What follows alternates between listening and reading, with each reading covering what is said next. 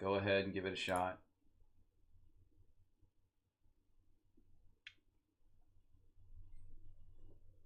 Good morning. It is Bible Scribe.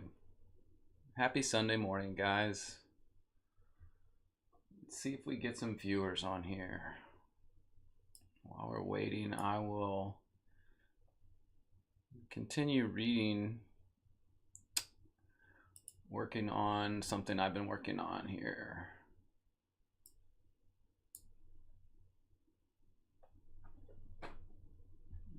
Let's see.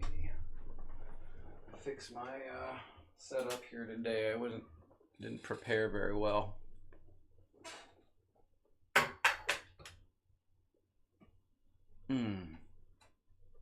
There we go.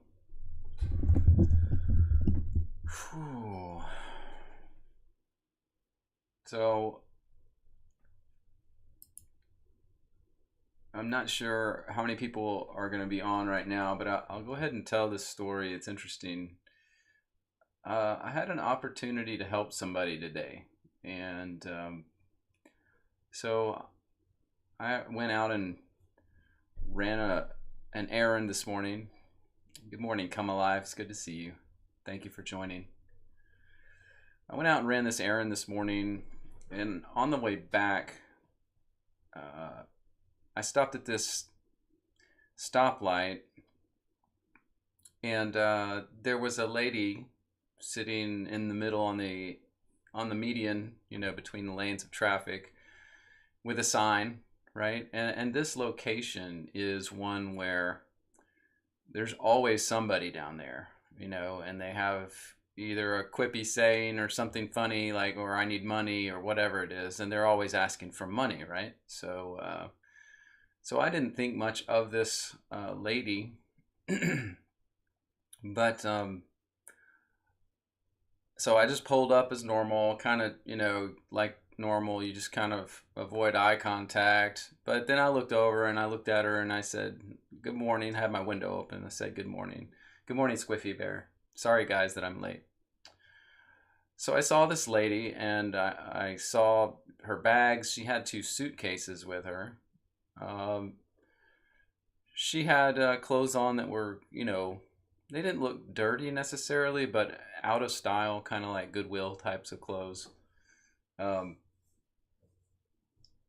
she was really sunburnt, like just really tan, but also a little redness. So anyway, I was just, assessing her. And then I saw her sign, and it said traveling missionary. And it had the name of the next town up the freeway. And it said please at the bottom of it, right? So she was obviously, at least by what her sign said, looking for someone to take her to the next town and give her a ride. And this caught me a little off guard, because usually it's, I'm a vet, I need money, I'm homeless, whatever it is on the sign. So this was just a little different than I had seen before. And I thought to myself, wow, if she's using the idea of being a missionary to try to get money, then that's not a good thing. But apparently, maybe she was trying to actually legitimately just hitch a ride to the next city. Well, as I was considering all this, the light changed and people started going. So I was still thinking through this, and I hadn't. Oh, the other thing is, right before I started to pull off, I saw she bowed her head and was praying. I could hear her whispering. And she was praying. I heard the name Jesus and Father and all this other stuff. So as the lights changed and traffic starts moving, I don't have much of anywhere to go, and I just take off, and then I start feeling like, maybe God was telling me to pick that lady up and take her to the next town. And so I got on the freeway, and I'm driving, and the longer I'm driving, the more it's like, I should have probably picked that lady up. So I get to the next exit, and by the time I get to that exit, I had decided I'm going to go back and I'm going to pick that lady up. But I had said that I was first going to ask her this question. I was going to ask her, how much money do you need? And I was going to ask it that way intentionally because I wanted to see if her goal was to get money or to get to the next town. And so what I was going to do is go straight back to her. You know, I was one exit up. I was going to come back to that exit, go straight back to her and ask that question. How much money do you need? If she had said yes, or I need $50, then I was going to deny her that and I was going to leave. But if she said, I don't really need money, I need to get to the next town, I was going to let her in my car and I was going to take her to the next town. So I drove all the way back to that exit and I turned and got off and went right back to where she was. And lo and behold, she and her bags, and this was only a period of like 5 minutes, she and her bags were gone. Good morning, Rick. So, you know, that,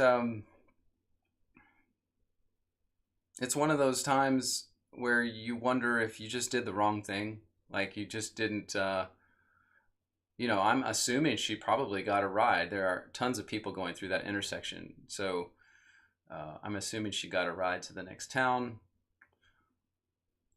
But, you know, it's one of those things where you think you might have missed your opportunity to help somebody and someone else got to take that opportunity.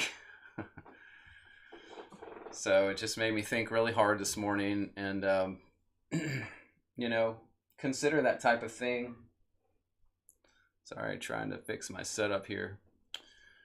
Try to consider that type of thing and see, you know, if you're doing the right thing, if you're responding to the Holy Spirit when he asks you to. So I don't know in that situation. Apparently I may have been a little too slow to the punch.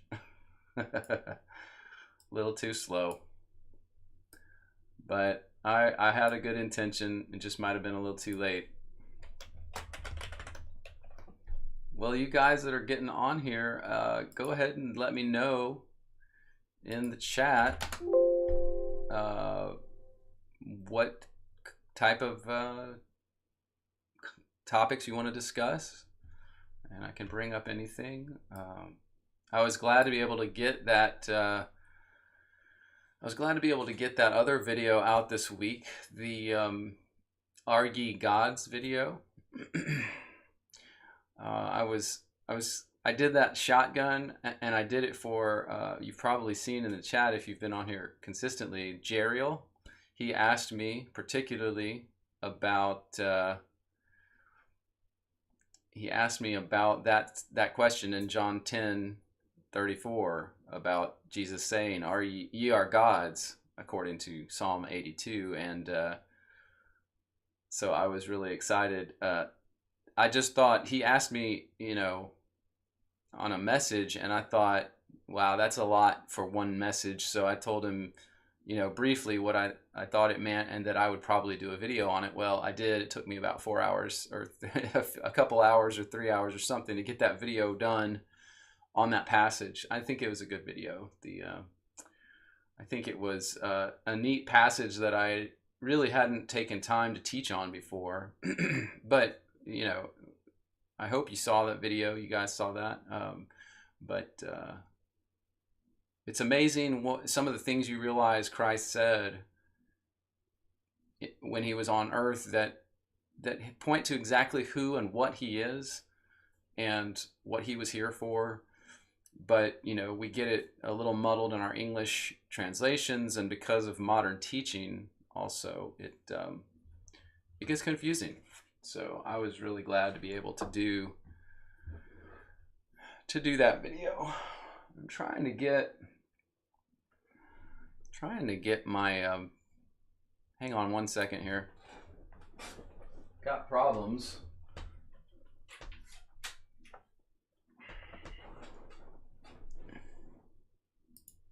There we go. That's a little better. My green screen is giving me trouble. It's always technical difficulties. Hey, Grady Risley, and I think I've said hi to everybody. Come Alive, Squiffy Bear, Rick Bowser. You guys have the floor. Let me know what you want to talk about. I did want to mention, some of you might have seen it, but I did a collaborative stream on Wednesday night with Kingdom Within. So I wanted you guys to be able to know that. It was a great stream. I'm going to bring it up on the screen and show you guys so you'll see.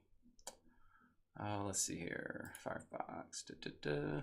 There we go. So this is Kingdom Within's channel up at the top. And let's see. So if we go there, it's probably one of the more recent. I don't know that he's done a lot since then. Yeah, he's done 2 since then. So man, Kingdom Within, Tala, he's on top of it. But here is our video we did. Advil. Not Advil. No, no. Of course, there's lots of ads. But there's Kingdom Within.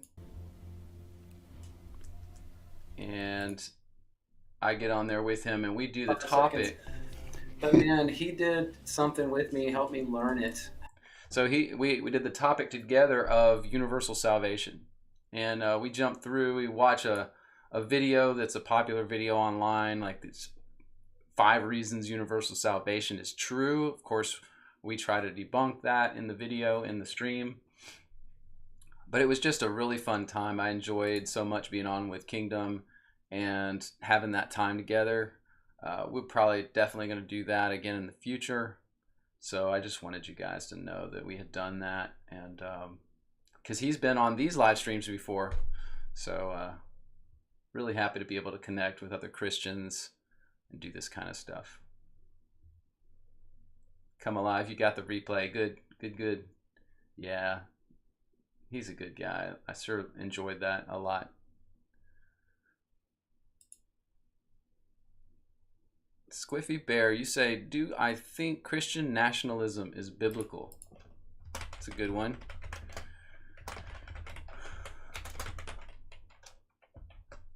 So I'll put that up as our topic, our current topic. So Squiffy Bear, I think if you don't mind, let's flesh that idea out a little bit, because there's, you know, when a leftist says Christian nationalism, they mean one thing, and when we say it, we might mean something a little different. But I guess I'm trying to think of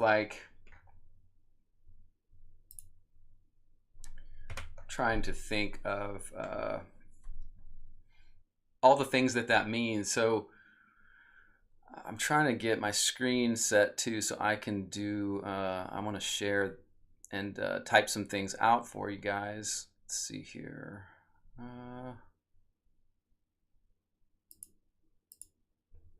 So I don't want that. Maybe I want this. So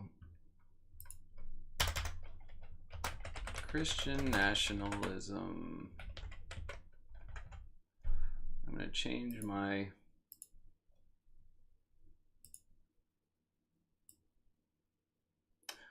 font, make it bigger so you guys can see what I'm typing, but okay, so Christian nationalism, I think that's big enough. So that means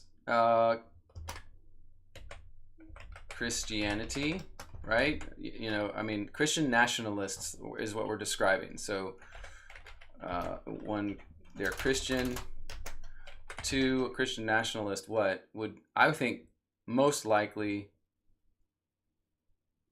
see, in the eyes of a lot of people, it's organizational Christians. Organizational Christians. So for instance, in the you know, Pentecostal movement, I think, or the, I don't even know what it's called anymore, but the emergent movement, they call it what, Dominion Christianity? Dominion Christianity? You know what I'm talking about, where the Christians literally think that, I mean, it was what Sarah Palin used to be. I don't know, she may still be that, but she thinks that organizationally the church is going to grow and fill the earth as an organization and literally dominate and take over governments. Grow, dominate, overtake governments.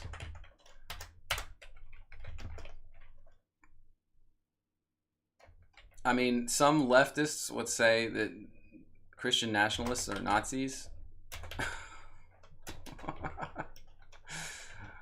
which is somewhat ridiculous. Christian nationalists, you know, patriotic.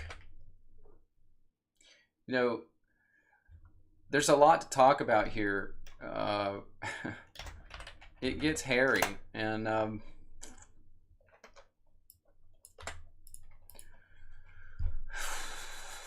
the 7 Mountains mandate, Sparkle Girl. Okay, let's talk about that. 7 Mountains mandate. I'm gonna look that up.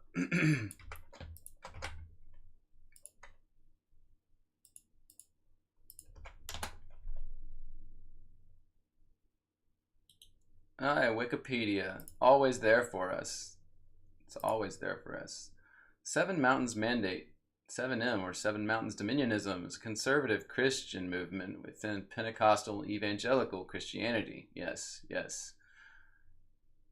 Movement, let me make it bigger. Movement is believed by its followers begun in 1975 with a message from God. Lauren Cunningham, Bill Bright, Francis Schaeffer.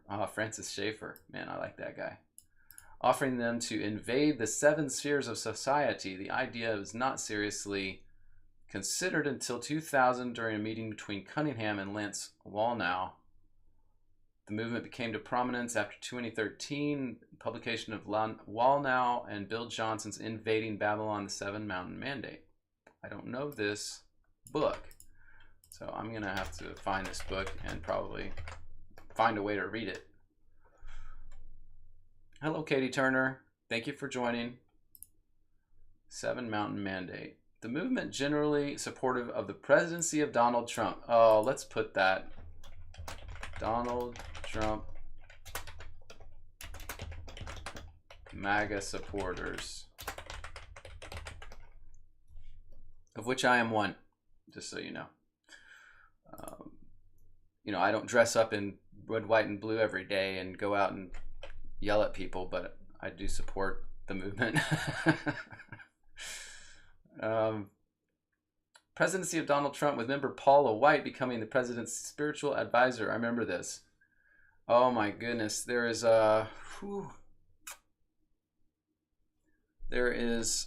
something I wanted to show you guys. This is really weird to me. Let me see if I can find this thing. Okay, it's going to take a second.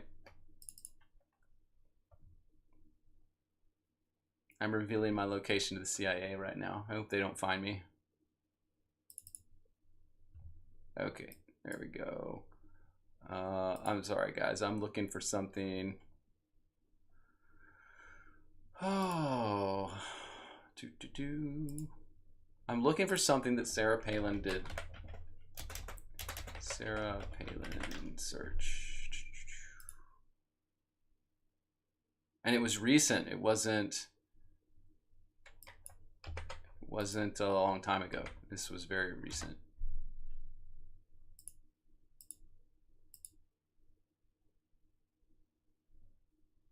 Oh man, I'm having a harder time. I wanted to find this thing really easily, but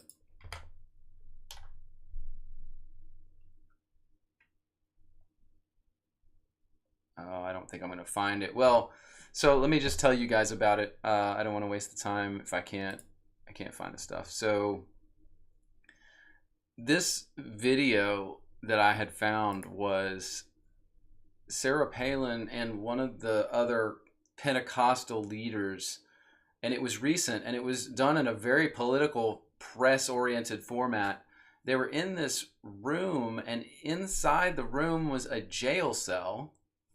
And I don't know if this was contrived or put on or if it was real, but there were a group of Christians outside this quote jail cell. But it was weird because the cage this person was in was like in the middle of this open room.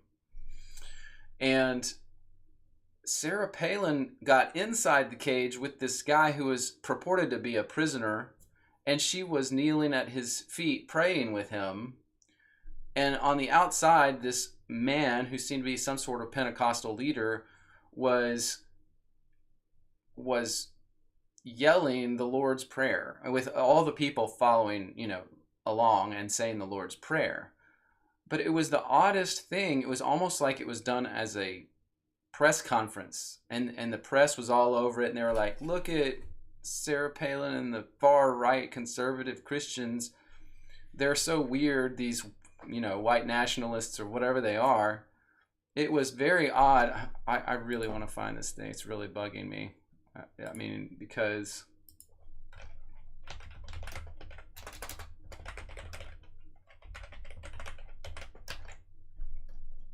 I think I'm going to be able to find it. I just was looking in the wrong place.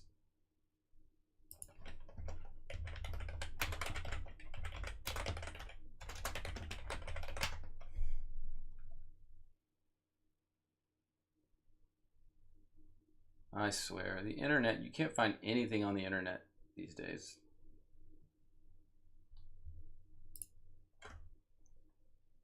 But anyway, yeah, I would love to be able to show that video really quickly, but I can't find it. Oh wait. Oh, it's my bad. Okay. This is it. I found it. It's my bad because it wasn't Sarah Palin, it was Marjorie Taylor Greene. Okay. So let me show that real quick. At least on this report here. So this was August 6th this year. It was Marjorie Taylor Greene. That's why I couldn't find it. Dang it.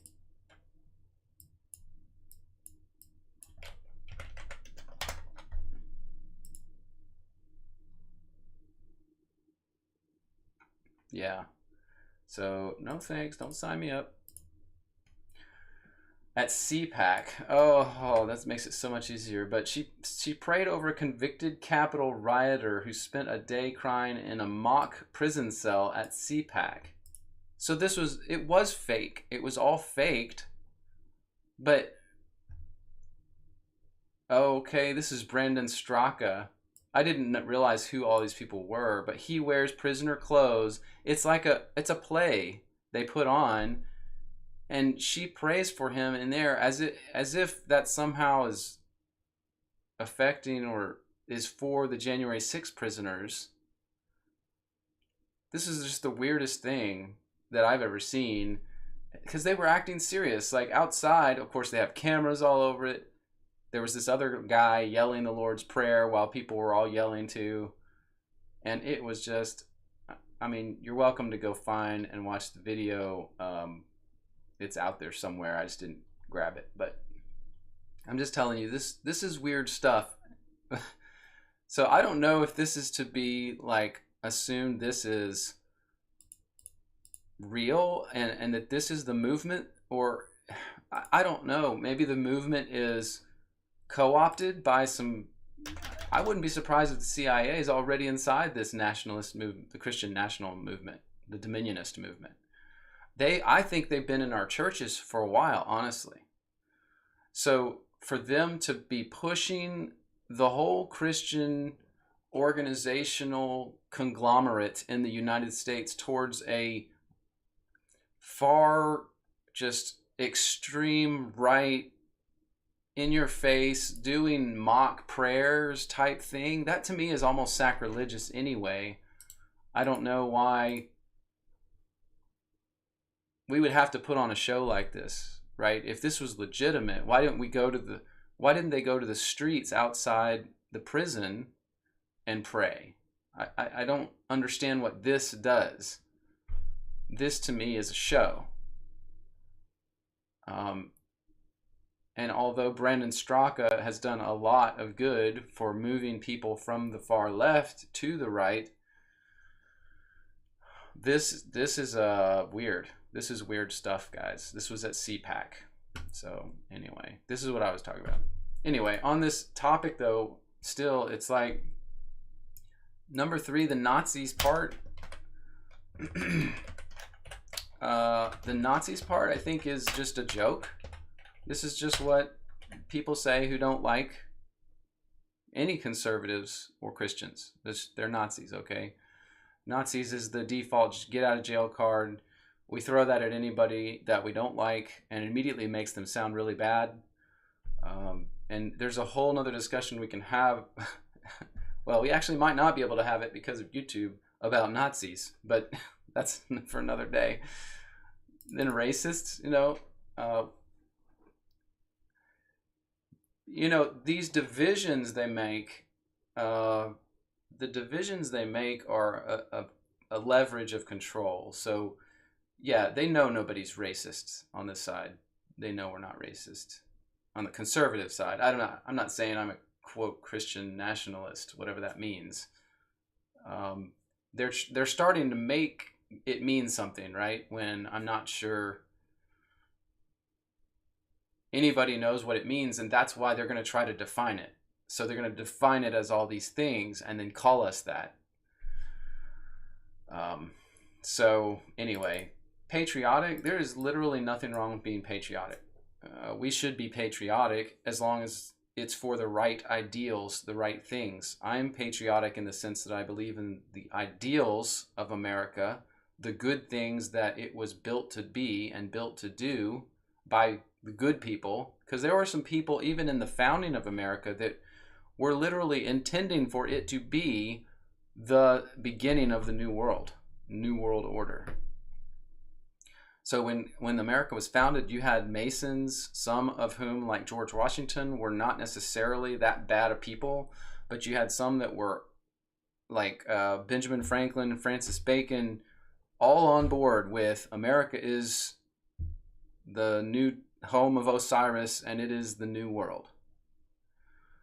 And we will make out of it, it'll be the phoenix rising from the ashes, and we will make it into the new world. Okay, so there's all sorts of writing about that. You don't have to, that's not even in question. A lot of people in our founding fathers felt that way.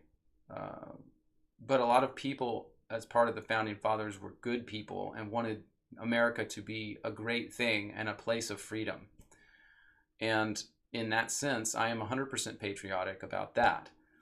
What America is intended to be is probably one of the best systems of government ever devised by mankind, because it promotes the most freedom of any government that has ever been made, and the most control by the people versus control by oligarchy or patriarchy or whatever, or dictators.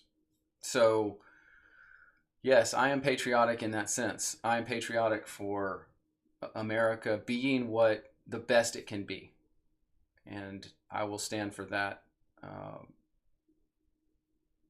as best I can for the rest of my life. Now, number 6, Donald Trump, mega supporters. As far as me, I support Donald Trump. He's done nothing but fight the bad guys as long as he's been there. So there's probably a variety of opinions even in the chat. Now, I don't want y'all to get mad at me for saying that, but since the day he came on the scene in 2015 during his campaign, they have hated him, and that's why I love him. Anybody that is the enemy of my enemy is my friend. And you cannot, there's no way you can logically say any longer that, oh, he's disinformation or he's trying. They are still fighting him every day. Good morning, Harvey Fry. Welcome. He's still fighting them every single day and still making them mad. And there are moves and counter moves occurring. Sparkle Girl, you think it's controlled opposition? Good luck with that. They hate his guts. They are doing everything they can to destroy him. I don't know how you can say it's controlled opposition after the man has literally put his life in the toilet for 6 years. You think he's just playing a role? Well, I guess time will tell. Time will tell, won't it? I mean, honestly, guys, you know, that also, in the end, it doesn't matter, because you have no power to fight this war that's going on other than speaking out and trying to tell people stuff. So I think, honestly, if you think that if you are honest and you step back and you look and you see, man, this group of people in the government has done everything they can to destroy him. It's, number one, it's unique in history. You can say it's disinformation, but this is not something that's ever happened before. It's unique in history. It's never happened before. And it's not like it was just there for a while. Like most disinformation, it's like it's there to get you to do something and then it goes away. This has been constant and consistent. And if you don't think anything has happened on the world stage, then you're not paying attention. You're not paying attention. The United States dollar is a joke in the world marketplace. The United States presidency is a joke in the world marketplace. The United States military is hated around the world. The Queen died. The Iranian people are about to overthrow their government. The Palestinian people almost overthrew their government.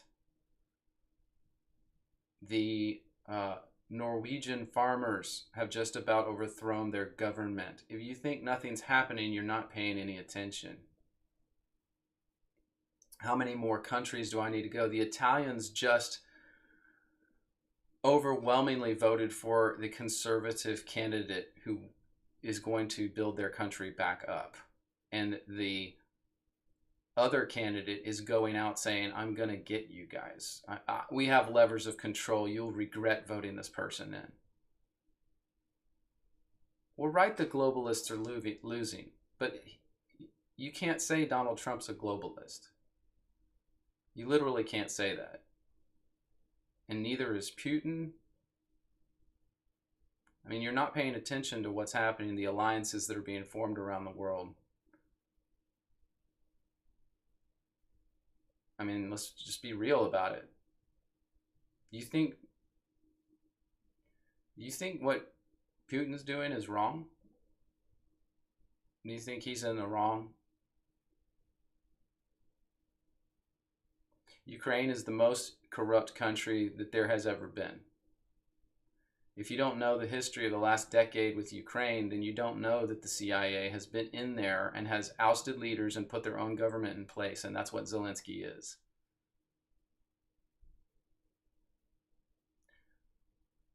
And Putin and Trump are not necessarily friends, but they're allies. So where do you get off then saying that Trump is on the wrong team? Are you listening to Ghost Ezra online? Because Ghost Ezra is full of garbage. He's just a guy in his basement just like the rest of us. I mean, he's right on some things, but not on Trump. And you know, this whole backlash against Trump, by the way, didn't start until everybody got pissed because Biden won 2020 and he got into the White House. So don't let your negativity and your bitterness push you to say, well, everybody's a bad guy. It's not true. Yeah, I'm cheering Putin on too. I mean, I don't want death and destruction, but I want him to clean that place out. And I want NATO to go down. This stream might get deleted. I'm just telling you. Okay, good. You've never heard of Ghost Ezra. Good. Don't, I mean, he just posts crazy stuff all the time. I mean,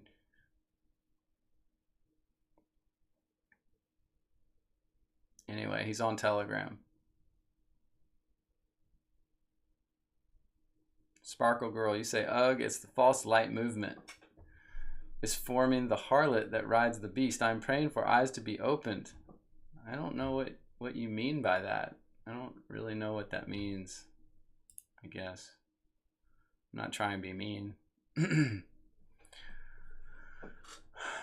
mean, this is a good topic, guys. I'm glad we're talking about this stuff. I'm not mad. And I mean, my opinions might change, but I've been watching this stuff every day for like 5 years. Every day.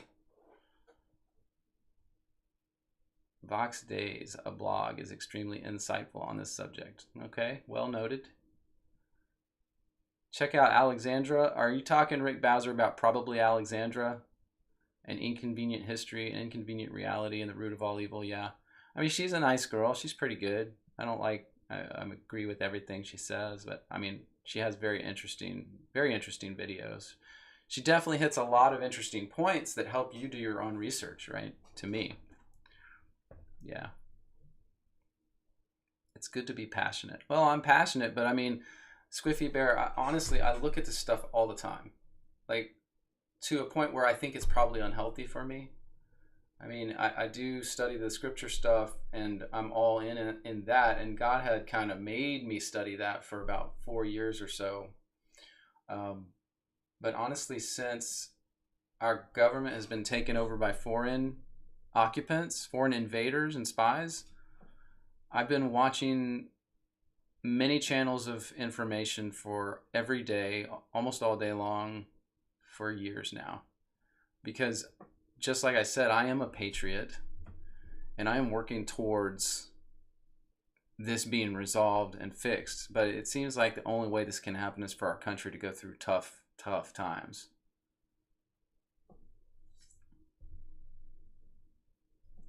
Rick Bowser, you think her take on Trump is right on probably Alexandra? Yeah, I don't know that I know her view specifically, but yeah.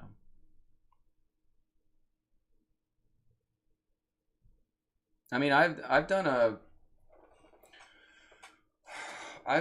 the research also on Trump himself, and you know, people all say, "Oh, he's a Kabbalist," right?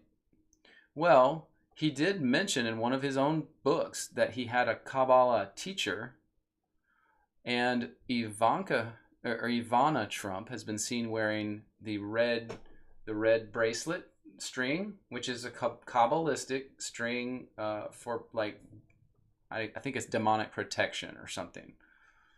So I'm fully aware that he's aware of all those types of things. What do you think happens when you're at the highest levels of education and you can pick exactly the teachers and people you learn from, so you know all of the stuff at the top levels of our society, stuff you and I don't ever get to learn, stuff that we have to scratch and claw through our ways through books and information to learn because nobody will teach us? What happens when you are one of the richest families in the world and you're able to go get teaching on all these different things? Well, you go get it. Especially if, in Trump's case, you're working in the world of the people that follow and practice all that stuff. Do you not think you would want to know and be aware of those religions, those practices? Now, I've also done studies of Trump's Tower. Have you seen Trump's Tower? I mean, literally, guys, have you seen Trump's Tower? I'm going to bring this up. I mean, I must say, I do get a little frustrated. I mean, as anyone, when, you know, you're trying to watch this. We're going to do this. I've done a video about this, but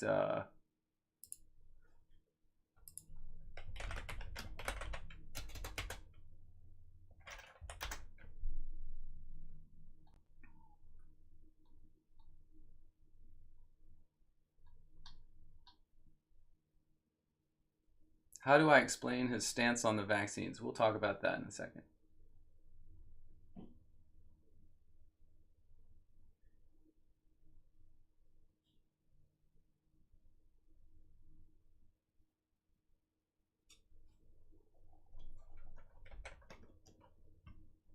Trying to find all my material. Well, I don't even need that. Let's just do this. Let's just bring it up. Trump Tower. This is easy. So here's what everyone does. You go here and everyone looks at it. Let's see, I want a good picture here with the plants. Yes, the plants, the trees. All right, here's Trump Tower, right? Everyone's like, oh no, look. This triangle down here, it's got 666 on it. Look, here we go. So let's do this.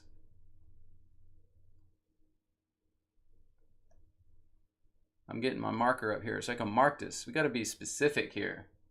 I don't want to have any.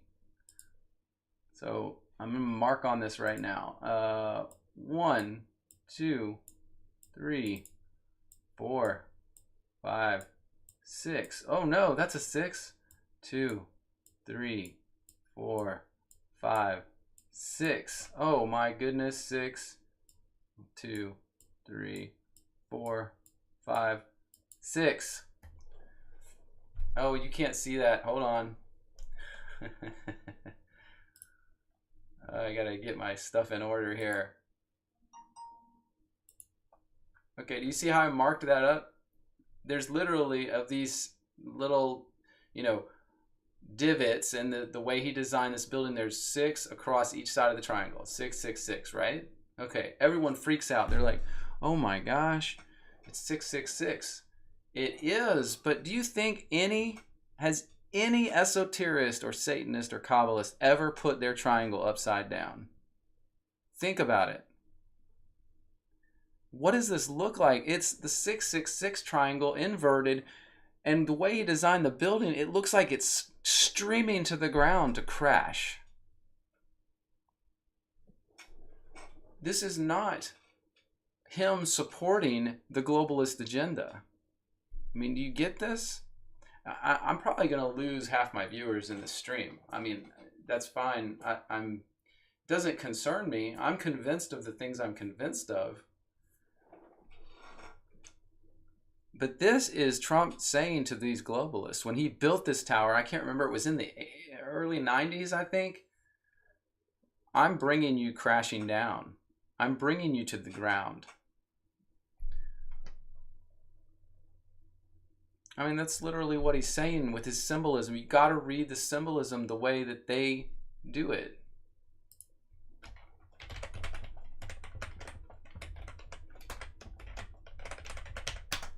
What do you think?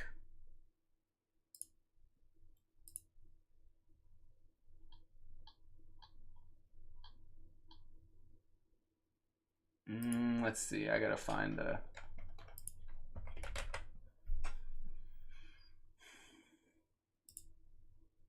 What do you think this tip of the spear anti-Illuminati symbol is that Trump does all the time?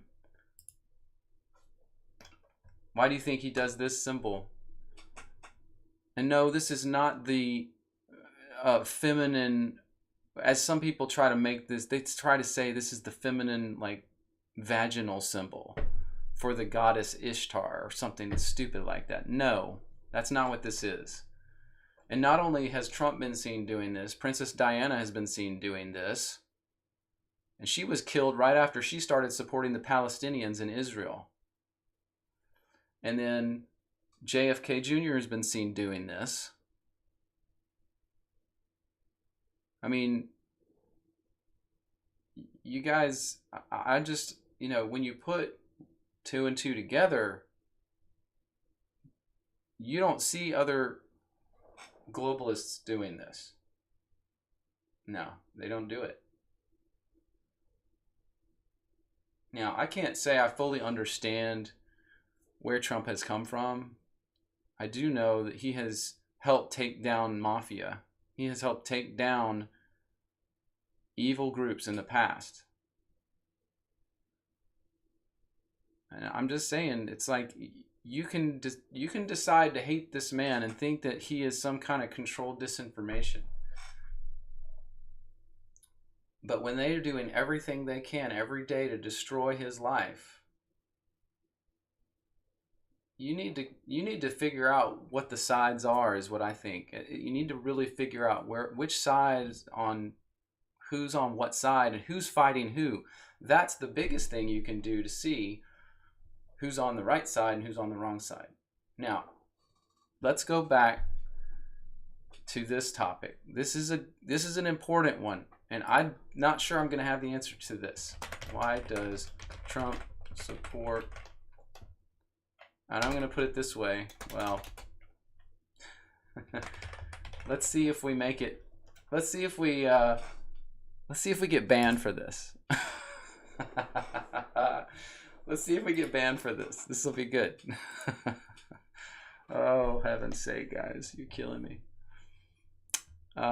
Lindsay Ball, welcome this morning. I didn't see you yet, but you're there too. Cool.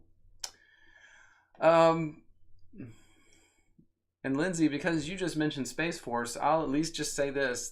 Did you know Space Force just took over all the communications, all satellite and space-based communications for the entire military, set up by Trump? I mean, what can you think about that? That's not something that just happens. Okay, these are big things. All right, why does Trump support or seem to support the vaccines? He's always like, the vaccines are great. And there was one time, so this one time in, I always think about this one time, I think it was at CPAC this past year, or one of those times when Trump was speaking, and he said something about, Operation Warp Speed, like he always does. We got the vaccine out faster than they could have ever done it. He said, we did Operation Warp Speed. They said it could never be done, but we did it. We got it out the quickest of any vaccine in history. All right. And people in that meeting, in that assembly, started yelling at him. They're like, no, no. And they started booing. And Trump immediately stopped them. He's like, no, no, no, no, no, no, don't do that. Don't do that. And what he said was, you're playing right into their hands. Okay? And so that's always stuck with me. I agree that it is a tragedy. What we're talking about is a tragedy. Genocide is the word that should be used. However, I think that the reality of what we're looking at is we don't even know what could have happened if they were allowed to have the time to build that thing the way they wanted to build it. Remember, he said, we pushed them faster, essentially, than they wanted to go. We made them get it out sooner than they wanted to get it out. So I don't think they were able to develop it fully the way that they wanted it to be before it went out to the world. That is my own personal opinion. I can't prove that. But when Trump tells you, stop, stop, stop, you're playing right into their hands, that to me, this is a man who knows things. I'm sorry, but he knows things we don't know. I'm just saying. You may think he's the bad guy. If you do, I can't help you. I mean, you may think he's the bad guy. That's fine. It's not going to matter in the end. I mean, if you... But what will matter is if you stand up for what's right. So I will encourage you there.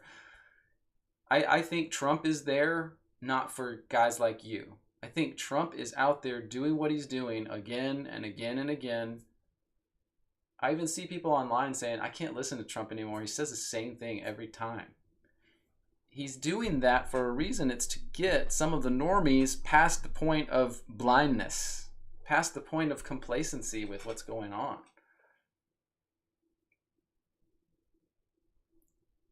Lindsay, you said, I don't even watch TV. It's a stage. Yes, I agree with you. Mick Grossum, it's good to have you. Thank you for joining. You say, if it's being pushed on us by truthers, I'm highly suspect. Come Alive says me too. Yeah, it's all a show. The world's a stage. I don't think he's the bad guy. He's just playing a part. Yeah, yeah. I mean, either even if he's a the best guy, or if he's in the middle, or if he's a bad guy, all of them are playing a part. I mean, he's definitely playing a part. Like, there's no way any man in history, nobody would subject themselves to continuously doing these rallies where he goes and says the same stuff over and over again. It's not like it's novel. He doesn't ever say anything new, really. Although in the last couple or so, he's used music from the Q movement. He's had, he's been retruthing posts from the Q movement. So what do you all think that is? Those of you who don't like him and think he's the bad guy, what do you think that is?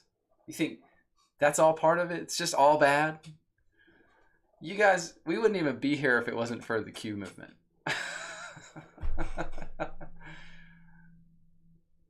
I mean, people would be, you and I would still think everything was normal. Which it's not. And it has nothing to do with Q, but it's not normal. None of this is normal. We have a foreign invader in the White House.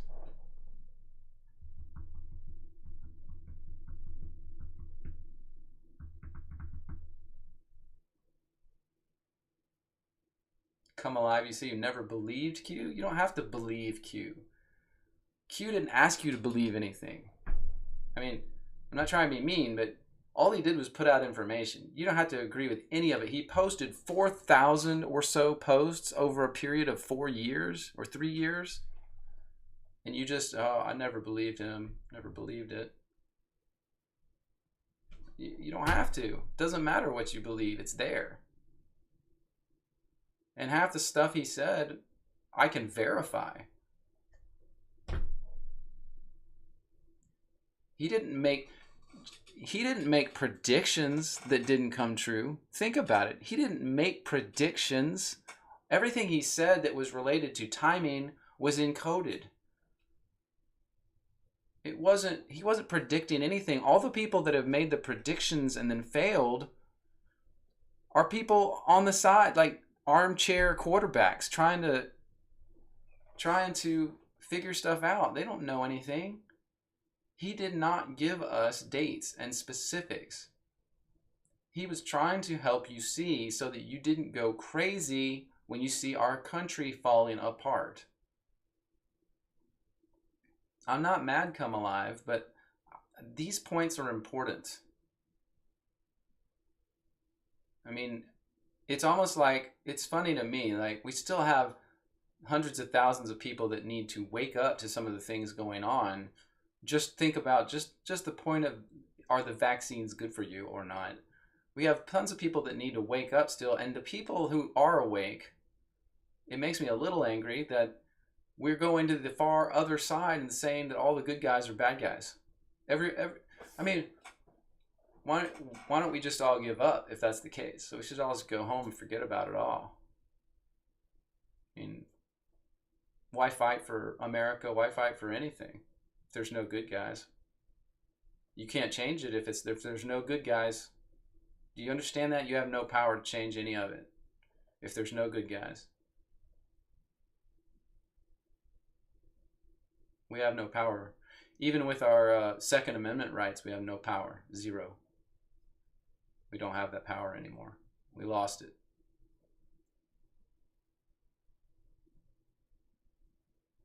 I'm just saying, be careful. If there's nobody good out there, you may as well just, sit in the house and watch TV.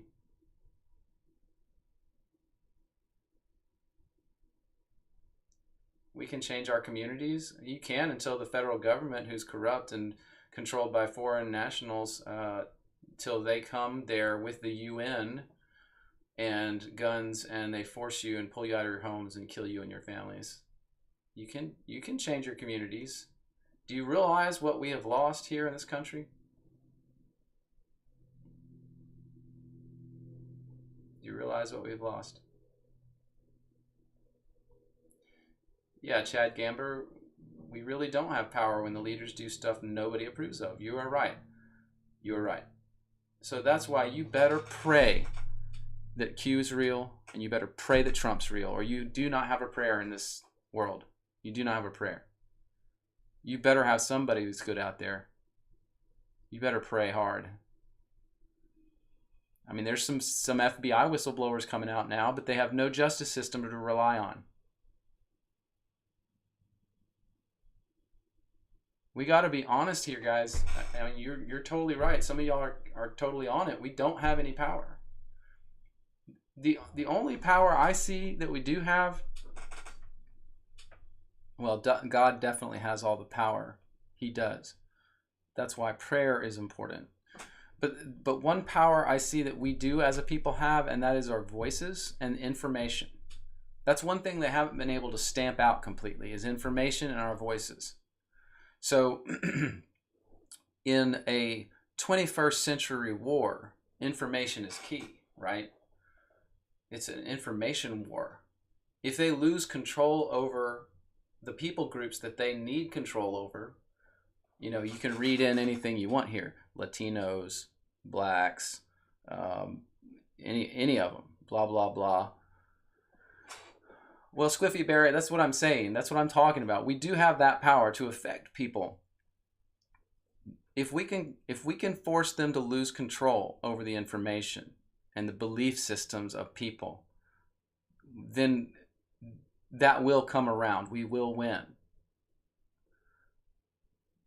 But I mean, that's the whole thing. What do you think that the Q was? It was a trigger point for everyone to start waking up. It was a trigger point.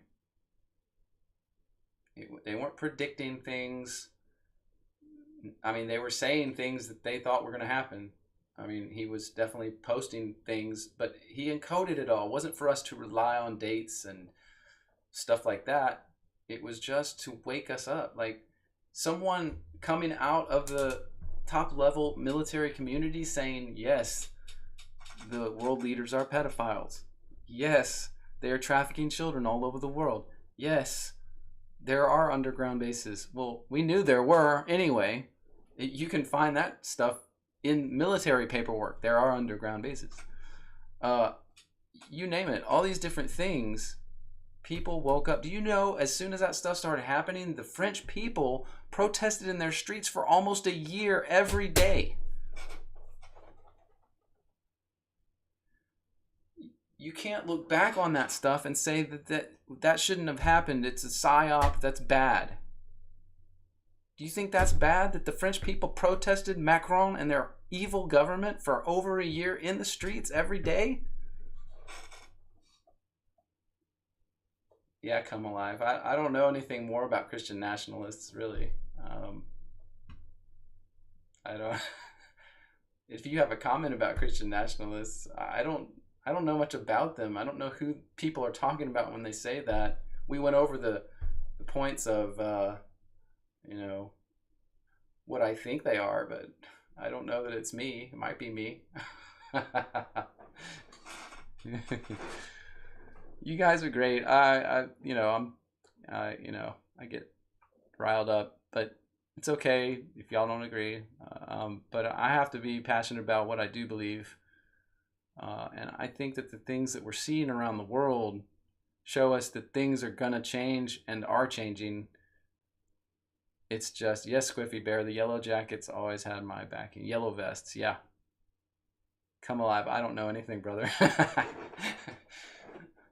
I think we should all admit that, right? I don't know anything. It's very possible that Q is being used to gather the army to surround the camp. Maybe. I guess. I don't know if I understand which army you're talking about and which camp, but yeah, I think it is. Like I said, to me, it was just about getting people on the path to waking up and changing things. I do think if what he said is true, there's a group, and they're spread out throughout our military, throughout different intelligence groups, DIA, FBI, CIA, hopefully there's some good ones in there, NSA, SS, you name it. There's got to be good people like you and me in those organizations. There's got to be, who are willing to come out. And in this last thing with Trump's home being raided, there have now been FBI agents coming out saying, yes, the FBI is corrupt. They are going after people that they shouldn't be.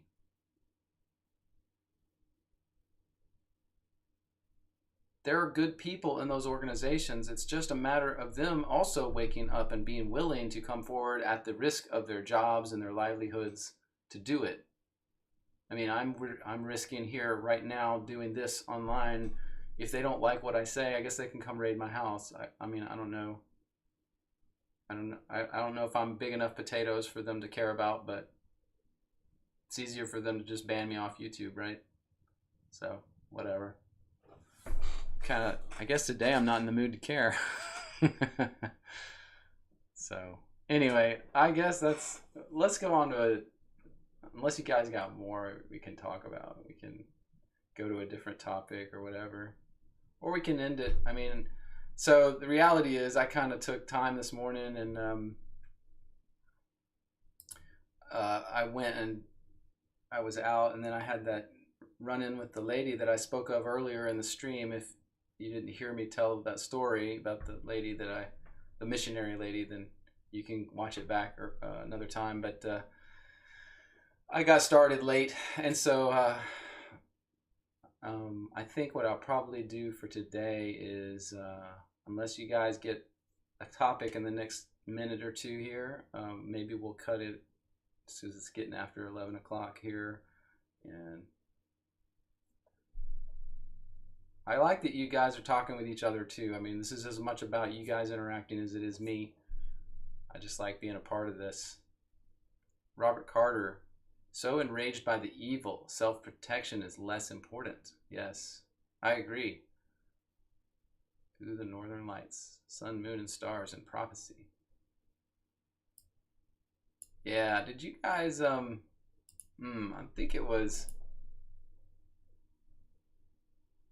think it was in 2012. I was still not on board with a preterist ideology or doctrine. I still was most likely premillennial dispensationalist in my eschatology. And so I think it was in September of 2012, if I'm not mistaken, where I literally had, and I have the app on this computer. Let me see. Yeah, I was watching the stars because in 2012, I don't know if y'all remember, there was a very specific alignment, and it was the same alignment that sounds like is being described in the book of Revelation. So let's see here. Well, I thought I was going to open it. But the alignment was, had to do with, I can't remember all of them, the star Regula being the king star, and the Virgin, the Virgo constellation.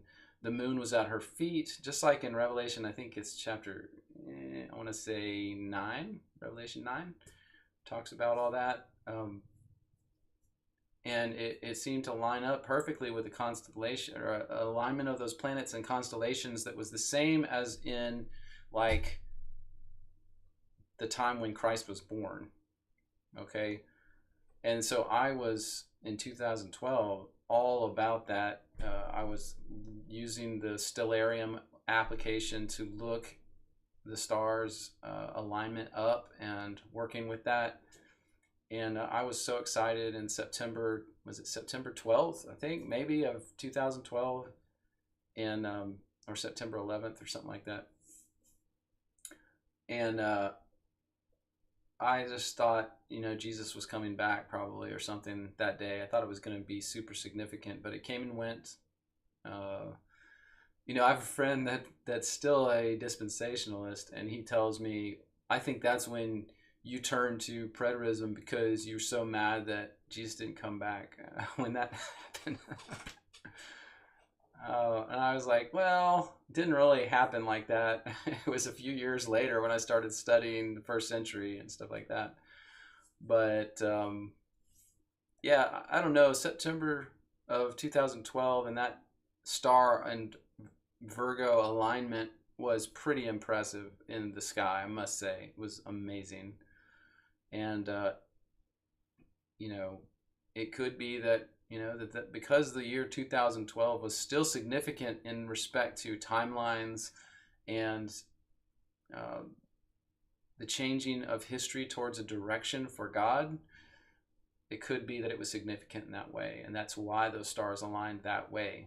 It was possibly God telling us, you know, things are about to swing back. It's just a matter of time, but that's just my own opinions there.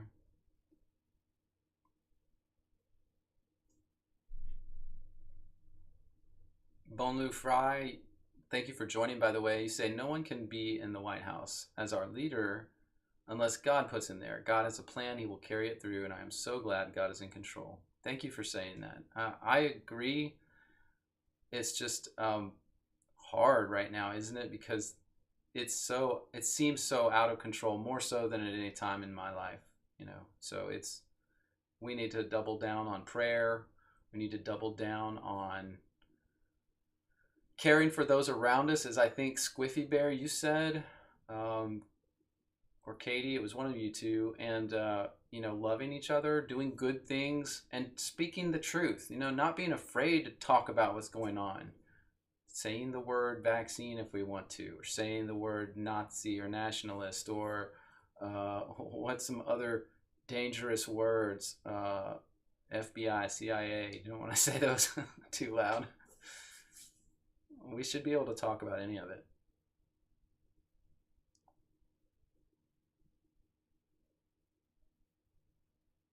Yeah, come alive. You're talking about the throne. I love those verses about the throne of heaven. Oh my goodness. Every time I read about the throne of heaven, by the way, do you know that those descriptions of the throne of heaven, like the rainbow or bow around the throne and the emeralds, the emerald color, that's actually consistent in all the pseudepigrapha too. So as you read through these different writings, they all confirm that the throne is the same. They don't ever deviate. So there's no like, oh, well, Ezekiel said it was this way, and then Apocalypse of Abraham said it was this way. No, they agree 100%. It's just more evidence that the throne is real, God is real, he's up there, and some of these prophets literally saw it. They literally got to see it. Chad Gamber, this is Satan's world. Satan can put whoever he wants in there. It's an interesting idea, but I think, honestly, we have to be aware of what happened when Christ fought with all the nations' principalities in the first century and defeated them in Armageddon. And he then inherited all the nations that they had won. They had prior, those nation principalities had been the rulers of. He inherited the authority of all of that. And then for 1,000 years, he reigned. And now we're in this little season where Satan is loosed. Satan is doing whatever he can to make you think this is his world. But I honestly cannot imagine a scenario in which God does not turn that back towards himself before the end. So Chad, I see what you're saying, and I'm on board that it looks that way. But I think that it is going to swing back in a dramatic way, and God's going to put a postage stamp on this reality. He's going to be like, no, smack down on Satan.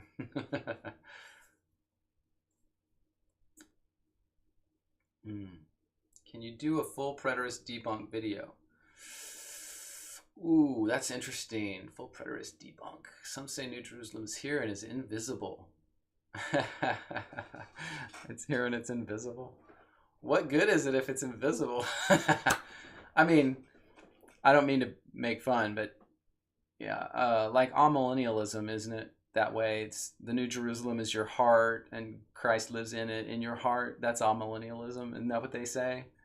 Yeah, if Jerusalem is that fragile or ethereal and not real, then I don't know what to say about all the things I've read in so many different writings about that it's real and it's waiting for us in heaven.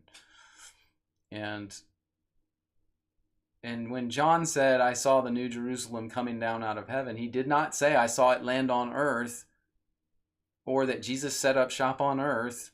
He never said anything like that. He's literally, John's in heaven, and he sees the New Jerusalem coming down to wherever he is. He never says it lands on earth or goes there. Nothing John says in the last 2 chapters of Revelation says that the New Jerusalem is going to be on earth. Nothing.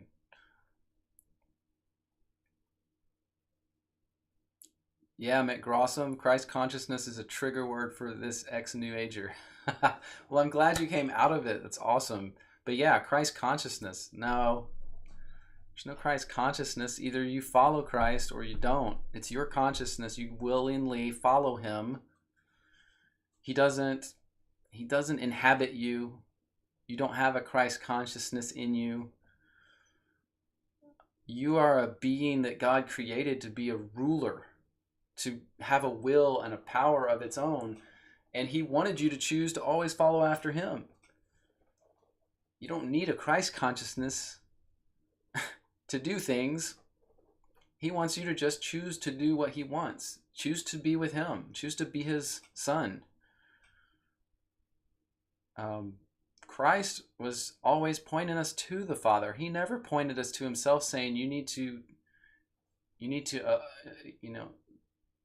take me on, or I'm going to live in your brain, or Jesus didn't say that stuff. He said, I come to do the will of my Father who is in heaven. He did say, I'm in my Father and he's in me. And now he was talking about, just like he said, I have put my will aside to do the will of my Father. And in that way they were unified, right? In will and intention. But no one anywhere in all of history, in all of the ancient writings, in all of the pseudepigraphal Jewish ancient works, in all of the early Christian works, none of them up until the Catholic Church talk about God and Christ being the same person, being the same thing. So anyway, I'm just making that point to say, even those small couple passages that seem to hint at a unity between Christ and the Father, do it in the context of his will. Him giving himself to the Father in humility. And that's what we do. We give ourselves to the Father in humility. We put our will aside and we do the will of the Father. We do what we think he wants us to do, right? That's what obedience is. And that's what submission is. Does that mean I have a Christ consciousness? Only in the sense that Christ was the example. He came and said, I'm here, I do these signs that you may know my Father in heaven. That's what he said. I do these, and we read that in the passage in my video I just did, Are Ye Gods? Jesus was saying, I was sent from my Father, and I'm doing the miracles, the signs, I'm doing them so you can see that I'm the one from my Father. I'm the one he was going to send the whole time. And so I'm telling you, be reconciled to the Father through me.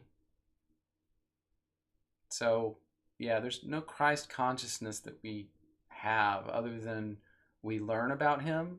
We want to be like Christ because he gave us the perfect example of how to interact with our Father. So we could fix that. He came to help us fix that, right? So, yeah, the New Age is teaching that. And the funny thing is, Mick Grossum, oh man, this ties into what we were talking earlier about Christian nationalism a little bit, because Ascension Christianity is overlaps that movement in great numbers. People thinking that,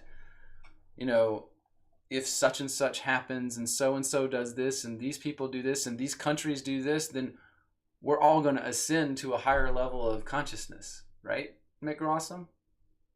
It's the Oprah thing, and I was dragged out of it by the seat of my pants by the grace of God. Good for you. That's awesome. That's awesome. But yeah, you got a ton of people, and I think it's going down now. I think we've kind of hit this bubble, and now the people that were thinking that we were going to have some kind of weird ascension thing go on, I think they're starting to realize it's not maybe going to happen like they thought. We're not going to ascend. The only ascension that might happen is if the world ends and God takes us all to heaven. I mean, that'd be great. Ascension. I'll do that ascension. Do you know how long the people preaching? Oh my goodness. This I got to say this. And McRossum, you're probably going to love it. Do you know how long the people in the New Age movement have been teaching ascension? And how many thousands and thousands and millions of people have tried to ascend? And have any of those people really bettered their lives beyond what all the rest of us have experienced for all of our lifetimes? Zip. The best they can do is say, yeah, I smeared dung in my hair and I sat on the steps of the temple in India for 8 hours straight and I starved to death and I'm skinny as a rail and I've ascended. If that is ascension, you can keep it. You can keep it. It's ridiculous. None of these ascended master people, or whatever they are, these gurus and yogis, none of them have done anything significant with their lives other than go sit in a corner in India and just rot to death. Ascension's a joke. You can't ascend from this physical plane without God's help. It's just what it is. Gnostics are into ascension or something similar. Lindsay Paul, you said? Yeah. McRossum, your sister does subconscious writings, like automatic writing? Yeah, that scares me a little bit. I'm sure she comes up with some interesting stuff. McRossum says, yet they were vibrating a higher level than us and can't wait until we are removed. Yeah, see, that's the only thing it is. It's a way for them to say that they're different than us. And all you Christians essentially are bad because you won't ascend. You won't agree that I'm right about ascending and being this master of psychic whatever energy. It's nonsense. It's a way to divide us yet again and demonize one people type of person. And of course, don't you understand, the globalists would love it if we were all New Agers. They would love it because we'd be so easy to control. We don't want to do anything. We don't want to buy anything. You know, people that are ascended don't need material goods. They can eat bugs and live in, hobbit holes in the ground or sky-rise buildings that are a dime a dozen. Ascended people in the New Age sense are, they don't need a lot of food. They usually, eat really light food and they don't eat a lot. They're not like these, gluttonous Christians that eat all the food in America or whatever it is. But do you see, the globalists would love it if they could, and they did for a long time. Do you know the Vatican supported the New Age movement? They pushed it. They invited yogis to the Vatican. They invited yogis and Hindu masters to the Vatican, and the Pope, and I think this was Benedict. I think it was Benedict. He was like, you guys are awesome. Love you guys.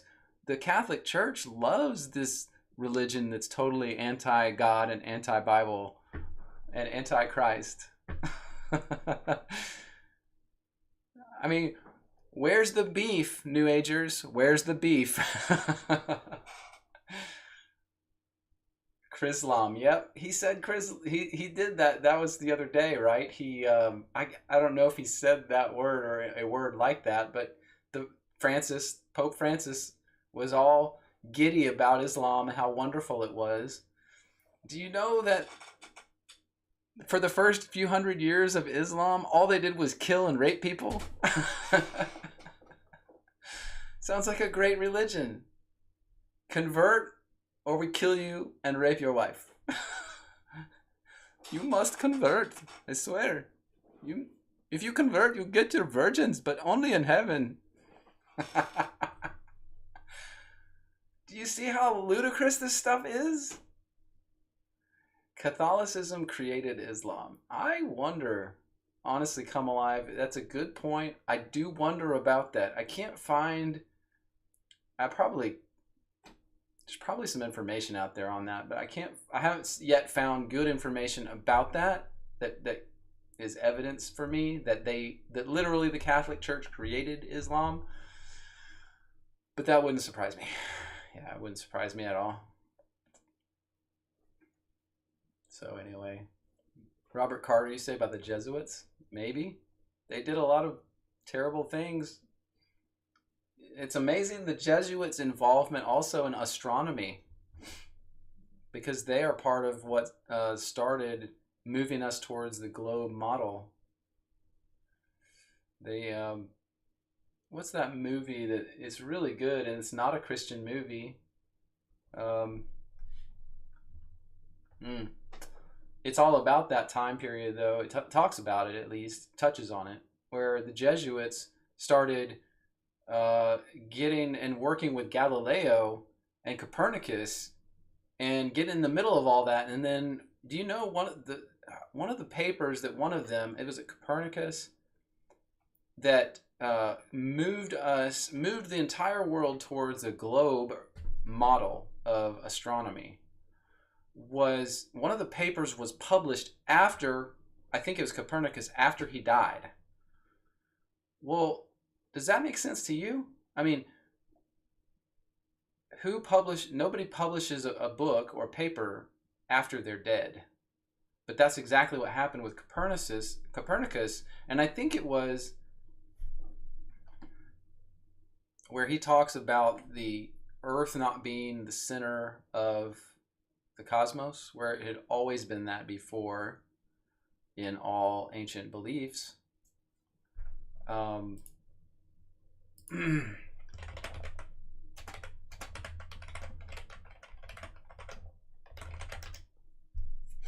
trying to think of the name of the documentary that I'm talking about, that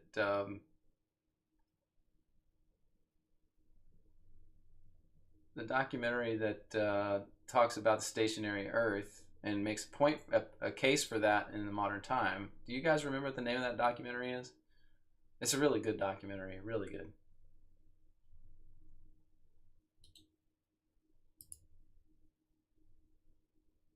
It's on the tip of my tongue, but I can't think of it. It got totally banned after they made it. The lady that was the captain in Star Trek Voyager, that lady voiced it. And then she afterwards, she, quote, reneged on it, saying, "Oh, they tricked me into doing that," which I think is garbage. No, yeah, Squiffy Bear, not the British dude. This one was by the... Oh, man, I hate when I just don't remember things, but...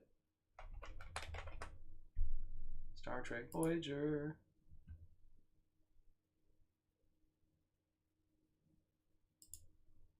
What's that lady's name? Kate Mulgrew. Yeah, she voiced it. Yeah, the principal, Katie Turner. Thank you, the principal. Yeah, that was a great documentary. Man, I'm glad you guys are here, or else I wouldn't know what I was talking about. The principal, that's what it is. Yeah. You got it. No, anyway, that's a great one, but it talks about that. It talks about, Copernicus and Galileo and their involvement with the Catholic Church and then the Jesuits. Oh my goodness. It's like, why would the church have to be involved in that stuff, right? But the Vatican has a huge scientific arm, right? They have the Lucifer telescope. Do you know about that? Yeah, their telescope's called the Lucifer.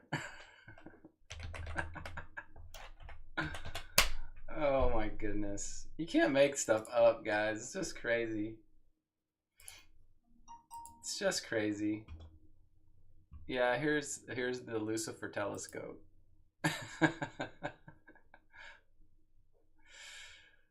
Oh man. Why would you do that? I mean, it's obviously evil. It's crazy. We talked about the Vatican last week. What is this? Oh, you guys are awesome. Yeah, I don't know, man.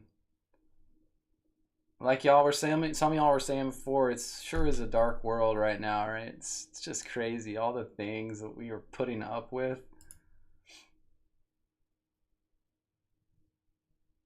all the things these people do, the machinations of these men to try to build, and it's exactly what one of you guys said. It is Satan trying to turn the world into his little playground. It's Satan trying to make the world his. And that's why I think in the end, before the very end, God is going to show him that that's not going to happen. I don't think that I just think it's God's nature to not let the world go out under the control of the evil one. I think there's going to be a boomerang, and then I think the end will come. I think there will be a boomerang. Praise God for that. That's just my opinion. You know, I can't. Yeah, you can't post links. Come Alive. I don't know if that's a setting. It might be a setting that I don't know about, that I didn't set up right. But I'll check that for next time. See if we can allow that. But I will say this, by the way. In one of my first streams, I found out the other day as I went back through it, it showed me some posts that people put links in, and it made me approve them. So I think in general, that YouTube doesn't like people posting links, but I'll see if it's a setting that I can change so that you guys can do that. But anyway, guys, this has been a blast. I've loved, again, the topics. I hope that this stream doesn't get deleted off YouTube since Satan is in control of YouTube, you know. But you know, this is a good discussion. All these things we talked about are good for us to talk about. They're all good for us to talk about.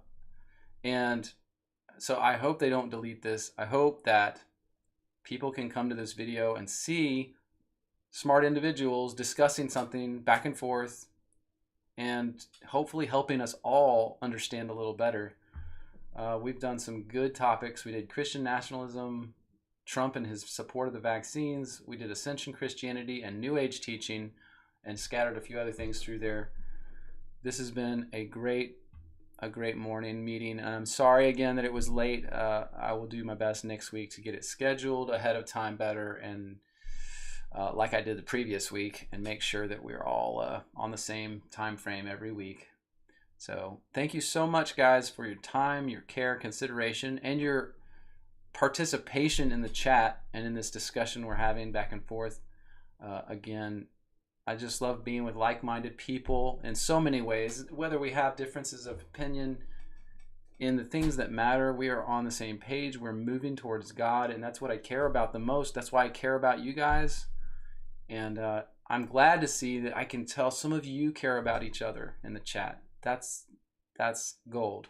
Love it. So you guys have a great Sunday, and God bless everyone in the chat. Take care of yourselves.